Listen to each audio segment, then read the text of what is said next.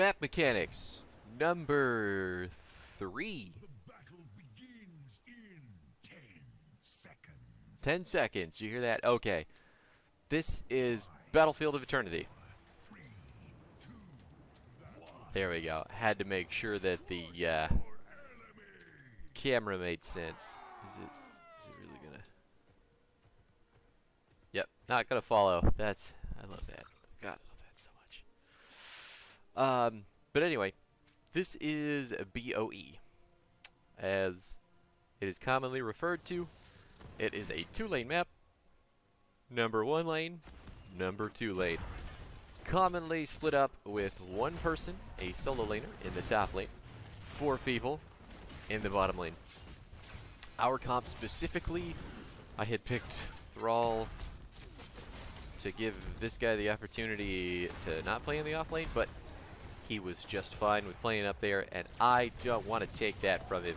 He's doing perfectly well. Look at him. Look at that. Yeah, what a fucking good guy. So, on this map, what's going to happen is when the objective spawns, it spawns, you'll see down here on the mini-map, in one of these 4 positions. 1 for your team, 1 for the enemy team. That is denoted by the shield and the axes here. So what's going to happen is the immortals, as they're called, the bosses, are going to get a big old health bar, and it is up to each team to drop that health bar to 0. Once the health bar hits 50%, you go from the starting positions that they were horizontally or vertically, and they will swap to the opposite. There is a little bit of an animation in between there to give you some time to go tap or stack up or do whatever it is that you're going to do. Make the decisions to strategize around the objective. The other thing going on this map, it only has 2 camps. One, the important one, the Bruiser camp. Let's hit this button just so we can see everything. The Bruiser camp, which is a Shaman camp. The Shaman here has the most health. His 2 little demon dogs die faster, but he can respawn them. So as long as this guy isn't killed, this thing can just infinitely push a lane. Second is the Impaler camp. It's 3 goats who basically do the job of siege giants with a little bit less damage. Jam! And they attack outside of tower range. So these are less effective because they're killed much easier, but still fairly useful. So what we're doing in the 4-man here, specifically with Thrall, specifically on this map, I picked Crash Lightning. Not because I think this is a particularly amazing talent, but it does give Thrall some ridiculous damage when he can stack it up. And stacking so far has not been terribly difficult. I've only got 9. I have to get to 30, but a lot of this map is going to focus around team fighting in this area, where you can see there are no minions, and there is nothing to stop the Crash Lightning from bouncing to other heroes, which is the quest requirement. I must find another way.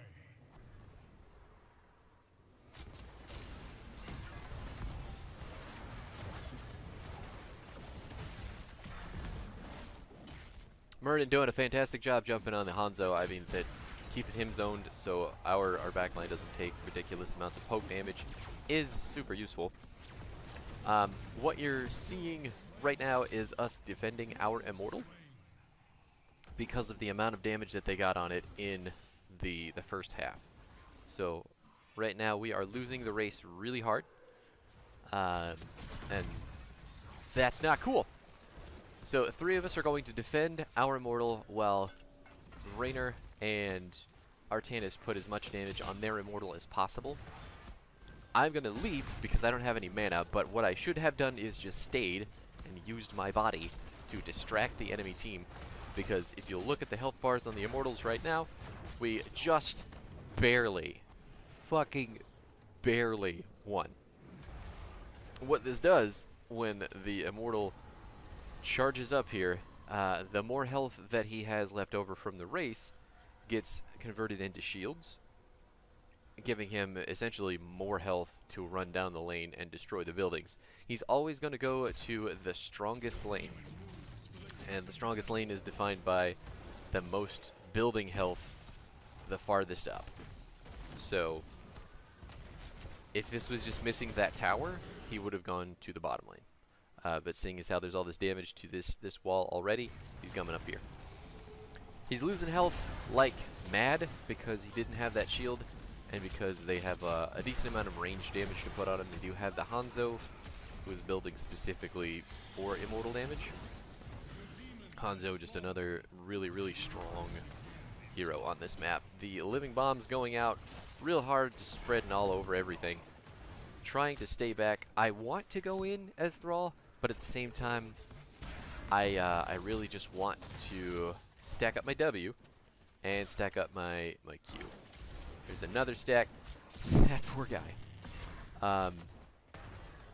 Thrall into Blaze is a really rough matchup for Blaze because he's got to charge up that stun for a little bit, and the Wolf just comes out immediately. And we took this, so the cooldown and the mana cost of the Wolf are super, super tiny. And I can basically just fling it whenever the fuck I want. And it's just going to make his life a living hell. But back to the map itself, what you really want to do at this stage is start working on this camp, because the objective is about to happen. So with the camps timed the way that they are, being able to impact the map in the way that they can, Artanis is going to just take the easy camp here because Malthael's dead. He has no one to really stop him from doing that because we still have 4 people up here, which is a good call on his part because these do put a fair amount of pressure on the wall. Got a minion wave coming in here, so this wave is going to block for the goats. We're going to take our shamans to make sure that they push. The shamans for each side of the map go in opposite directions. They can't ever nullify each other. So our shamans are going to go top, their shamans are going to go bottom. The best like AFK defense for them is probably the Impalers. But these guys are so close, and they're like, they walk from here to here, where the shamans go all the way down here. So shamans you have to pay attention to, Impalers not so much. Back to the fighting here, right on top of the Immortal. We've already got a ton of damage on it because of our... Oh, don't die. Okay. Whew. Because of our Raynor and our Artanis. The other thing you could do with Raynor at level 1 on this map, not that you always want to do it, but you can take, I think it's called Exterminator, at which point he does more damage to minions, monsters, mercenaries. Didn't catch the Malthael kill. Malthael was just trying to split push for some dumb reason, and he got extremely punished for it. Now it falls on us to keep this bad boy alive and kill the shit out of this one. We're going to send it to halftime right now. Real easy without taking a whole lot of damage. Get him with the Wolf. Get him with the blow up. I'm going to knock the Earthquake out. Oh, Artanis goes down. Trying to keep the Blaze from doing any more damage to me than he can. Earthquake's still going off. Looks like he's going to get away. That's okay. That's still a 1-for-1 trade. We did take out one of their big damage dealers. So we still should have enough damage between the 4 of us to really just kill this quick.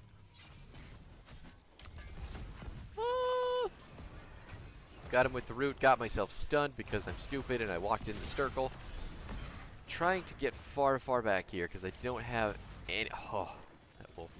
That is the best fucking talent in the world. If I didn't have this talent, I wouldn't be able to use that Wolf right there, which stopped Blaze from going in. Come on, Artanis. He's chasing him down. That's okay. That's okay. I'm coming back here with full health and 60% mana. Oh, that's okay. I wasn't there to engage. Artanis is losing health. Hanzo getting a lot of poke. But it looks like Muradin's gonna be, no, gonna have to let him go. Ooh. Anytime you see the last rites is a little bit scary. We lost our Muradin, but we took their Malthael and we got the objective. Everything worked out better than expected. As you can see, little health there, much more health here, so the Immortal is going to come down to this lane. Artanis is going to continue to soak. This is extremely important from levels 1 to about 16. So just keep that in the back of your head. Even if you have a full health, full hard-on Immortal, he almost didn't hit anybody. Bye. Even if you have that full health, full super Immortal, your 4-man goes with it, you still have to keep a solo pushing the top lane to get the experience. And that is why we are about a full level up on the enemy team right now, and why we're going to hit talent tiers faster than they are, why we're going to have Malthael up here responding to him, dying, which is awesome, and our team is going just to continue to hang on to the snowball. The other really strong thing about Artanis on this map in particular is the amateur opponent. So it's going to give him more Immortal race, it's going to give him more building pressure, it's just going to give him more game pressure, honestly. Artanis, I think, is a very strong pick on this map. Gonna lose the Immortal without getting the keep, but that's no big deal. Both of the enemy forts are dead. They're chasing us. We're getting stunned. We need to get the fuck out. I have really, really low mana. Oh, no, and I killed him. I totally killed him by rooting the Hanzo there. He did not have enough health to survive after that Aegis. We need to go. It's time to leave. They popped the Earthquake. Oh, oh my poor babies. Okay, that's fine. I just need one more wolf. One more. No. Nope, we're not gonna do it. Don't have enough mana for it. Got him. Way to miss that owl there, Tyrande. I appreciate it. They're gonna take the camp, which I guess isn't the dumbest thing to do. They can use the camp plus this wave to take the fort while 2 of us are dead. Or they're just gonna back. Not sure what Tyrande was doing there with her auto attacks and Kael'thas and Blaze. They could have easily gotten the fort and potentially killed me as well. So kind of weird. Kael'thas wanting to come over here for the camp, getting it part of the way done. Now we need to go do the same thing. Artanis is coming over. We're coming to assist. There's 4 of us, so this should die much quicker than just that. Well, they did have Hanzo. So what this is going to allow us to do is be much more aggressive in here and just kind of poke at the enemy team. So we can stand wherever we want because our camp is on a keep. This is only on a fort. Pop the Earthquake. Try to get up close, see if I can get the roots. Got the wolf. Running, running, running. We got split off here, but we got the Kael'thas. I completed my quest. Missed that root on Hanzo just barely. Blaze still trying to come around the back. He is isolated. We should be trying to kill him, but we are not. That's okay. Muradin just has such a... Oh my god, he's dead. Oh, and he blinked. He... What? What just happened? That's crazy. Can we go back? No. I gotta look at that. Artanis survived with less than 5% health through a last rites. Well, let's watch this. Holy shit. Because he had his passive back up, it popped, and it blocked all of the damage from the last rites. That's insanity.